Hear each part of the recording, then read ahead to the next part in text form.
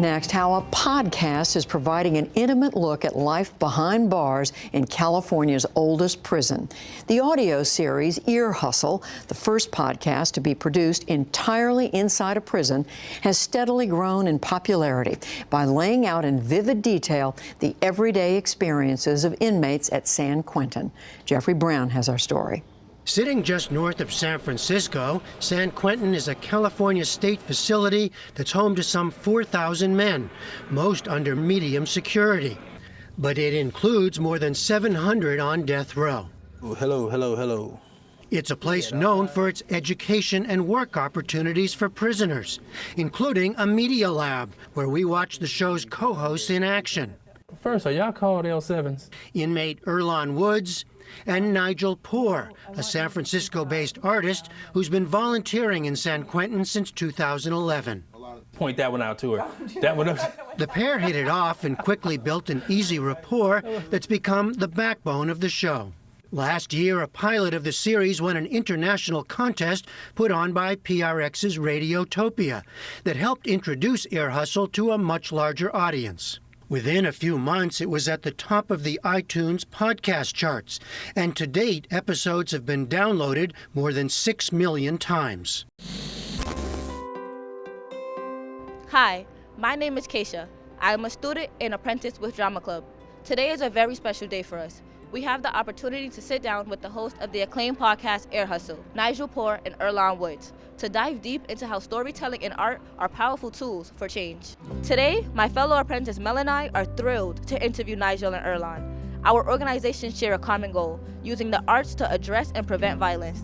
Thanks to Dr. Joe and Dr. Heather from the Michigan State School of Social Work, who saw the synergy in our missions and connected us, we get to explore how storytelling and improv can change lives. Drama Club uses improv to support incarcerated and court-involved youth in New York City, helping them find their voice and build resilience. By collaborating with Ear Hustle, we aim to amplify these stories and highlight the transformative power of the arts.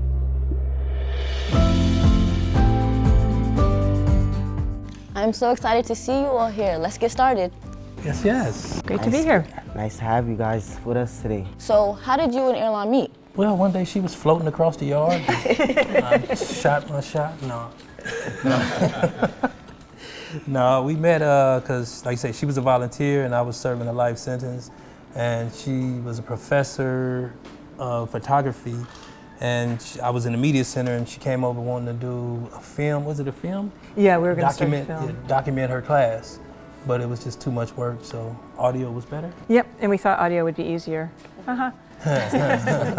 Earlonne and I didn't know how to make a podcast at all. And so we had to learn together. And because we had to learn together, we supported each other really well, and we got to know each other in a really robust way. Together. Yeah, so that was good. wonderful. I would like to ask, what is your experience coming from a space where you guys are communicating with older incarcerated people, and then stepping down with younger ones? What's the difference in that? It's almost the same, almost. What I've learned in the juvenile space is that a lot of people, off first glance, is acting out a lifestyle, you know.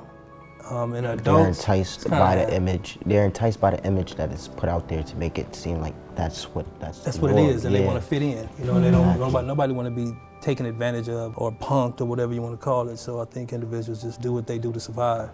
And I think it's like that in the adult system too. The adult system is just a little more grittier, a little more realer, where consequences or your actions could lead to some consequences that are deadly. Yeah, more dire. I don't think it's like that in the juvenile facilities.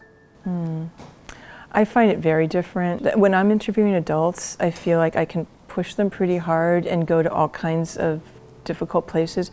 I don't know how that's going to affect a younger person, so I feel very cautious about how hard I can push them. It's a very different kind of energy. I find that there's a lot more posturing in the younger facilities than there are with the adults. So I feel like I'm still learning how to do it. I feel like I've got a lot to learn.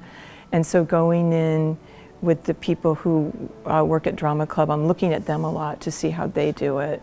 And I'm amazed by their seemingly inexhaustible patience and perception. I don't know which one of y'all gave us this game when we first went to the door, and we was asking y'all a question about the youth. And it was more like, one of y'all said, y'all may come from the same environment and all that, but you don't know their situation. You know what I'm saying? Yeah. So, and that was deep, you know, because we, you know, yeah, I know the hood, I know all that, but again, I don't know individuals' We all struggles. have different lives, yeah. This is the first time we've seen you. See me improving? Yeah. Let's give it up. Let's give it up. Let's see. Let's go.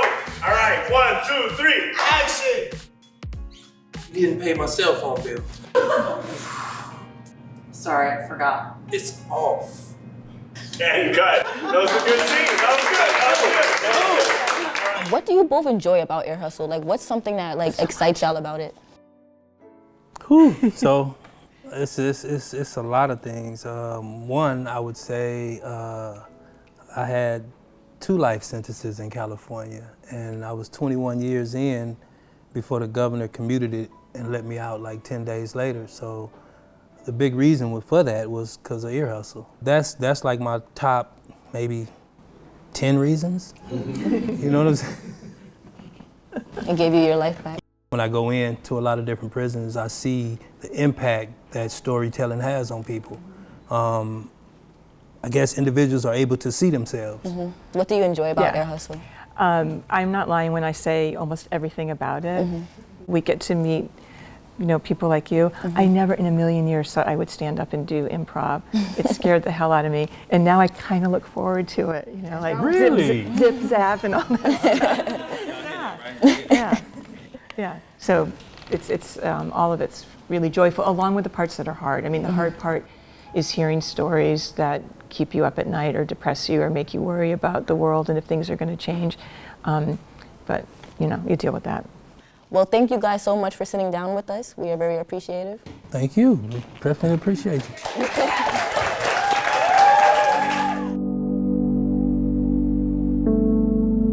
We're so excited to present to you tonight a staged reading of Catching Prospero. This is a piece that's inspired by Shakespeare's Tempest. Youth participants in our confinement program at Belmont put together this piece. They cannot be with us today, but we hope to liberate their voices through this performance. Scene 1, the courtroom. Order in the court! Not send them to jail. I'm counsel on behalf of the reporter, and I apologize for my lateness. There's a problem with LA traffic. Wait.